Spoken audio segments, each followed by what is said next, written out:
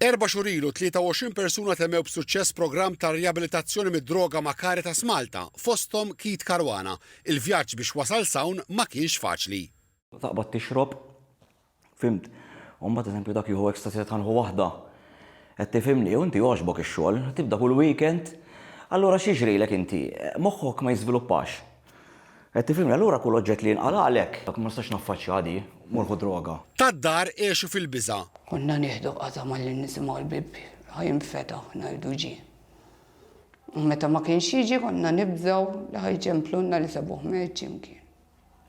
Li xorbu f'bot sanitizer għax ma kienx isib xixrob. F'ħajjam ċabsa mal-vizzi, is-sieħba ta' Kit tgħid li ż-żewġ uliedhom batew ħafna wkoll. Għali batu, daqskemm nibatilhom naħseb. Taraħhom ibatu ma tista' tagħmel xejn.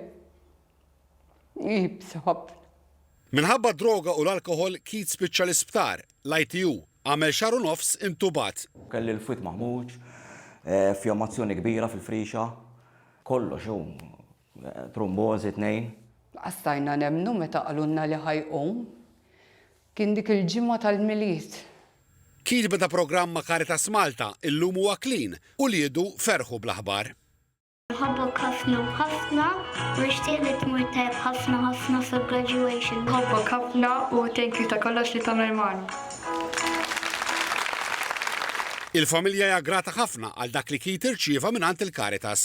Caritas għalija hija miraklu għax bis-saħħa tagħha llum maqdiet li familja u dejjem kienu hemm għalina mill-bidu sal-aħħar. Għal Kit Caruana, Caritas tfisser ħafna. Għalija parti minn nifs tiegħi, għax in-nifsi tik il-ħajja u jitatni l-ħajja. Appella lin-nies biex is-sibt li ġej isostnu ħidmet il-Caritas b'donazzjonijiet fil-maratona ta' mħabba jimpurtani li ser tixxandar fuq qatt ta' stazzjonijiet fosthom Television Malta.